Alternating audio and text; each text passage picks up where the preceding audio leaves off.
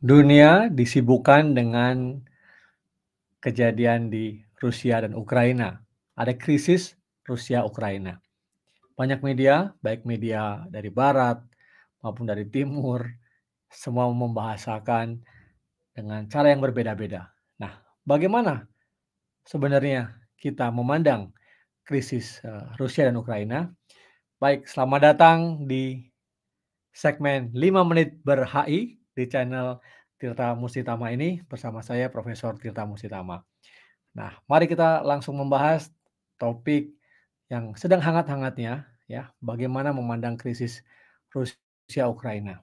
Nah, saya ingin sampaikan sebelum kita mengkaji lebih dalam ya, pilihan kata atau kalimat frase yang kita gunakan dalam membahas krisis Rusia Ukraina ini menjadi penting. Kenapa? Misalnya, kalau kita memilih ini sebagai memaknai sebagai invasi Rusia terhadap Ukraina, berarti kita berdiri di pihak Ukraina, ya, bahwa melihat bahwa ini adalah suatu invasi, suatu serangan dari pihak lain, ya, melawan negara yang berdaulat begitu. Dalam hal ini Ukraina. Nah, tetapi kalau kita melihat misalnya menggunakan kata, krisis, contohnya Rusia Ukraina, kecenderungan kita lebih netral. Nah, tentu sebagai akademisi atau pembelajar HI harus hati-hati bagaimana kita melihat situasi itu. Dalam kesempatan ini saya ingin mengatakan bahwa pilihan perspektif yang kita gunakan dalam melihat suatu fenomena akan sangat menentukan analisis yang akan kita lakukan atau kita lakukan, khususnya dalam konteks kejadian Rusia Ukraina ini. Nah, bagi teman-teman yang melihat bahwa yang dilakukan Rusia apapun tidak bisa dibenarkan karena melakukan serangan terhadap negara berdaulat, dalam hal ini Ukraina. Nah, Anda juga sudah memiliki perspektif tersendiri. Nah, apapun alasan sebuah kejadian, dalam hal ini fenomena krisis Rusia Ukraina ya, serangan yang dilakukan oleh Rusia ke beberapa kota di Ukraina.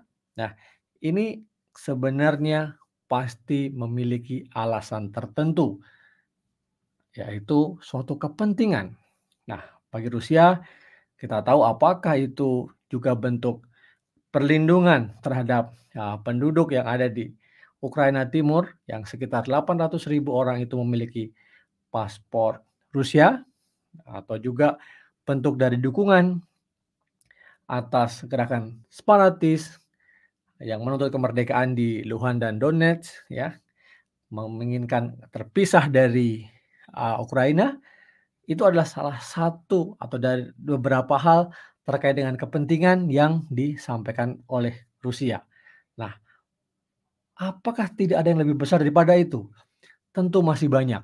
Ya, misalnya kekhawatiran Rusia atas merangseknya, terus penetrasinya Barat dalam hal ini NATO, terutama pasca Perang Dingin sejak runtuhnya Uni Soviet yang semakin dekat ke timur. Kalau Ukraina bisa jatuh ke NATO dan menjadi anggota NATO, maka sudah tidak ada lagi zona netral yang membatasi antara Rusia, yang kita bisa katakan sebagai blok timur, dengan blok barat. Nah, ini juga bisa menjadi salah satu alasan. Nah, namun apapun itu ya, saya ingin mengatakan bahwa yang dilakukan Rusia adalah upaya untuk menaikkan daya tawar. Daya tawar apa? Karena selama ini sudah sangat kuat hegemoni Barat terhadap percaturan tata kelola hubungan internasional di level global. Nah, saya mengatakan bahwa ini Rusia ingin merebut kembali, paling tidak mengatur suatu hubungan internasional ya, tata kelola global yang lebih seimbang antara Rusia satu sisi, Amerika, Uni Eropa, dan sekutu-sekutu baratnya di sisi yang lain, dan juga di situ ada China. Nah, bagaimana kita melihat kelanjutan dari krisis yang terjadi di Rusia dan Ukraina ini, apakah krisis ini akan berakhir di meja perundingan ketika video ini dibuat? Sedang dilakukan perundingan kedua antara delegasi Rusia dan delegasi Ukraina setelah pertemuan pertama tidak menghasilkan apa-apa. Anda ingin tahu bagaimana analisis saya selanjutnya? Silahkan ikuti terus channel ini dan jangan lupa subscribe, like, dan share kepada teman-teman yang lain, para pemerhati HI yang ingin memahami bagaimana belajar hubungan internasional yang lebih membumi. Terima kasih banyak. Sampai ketemu lagi.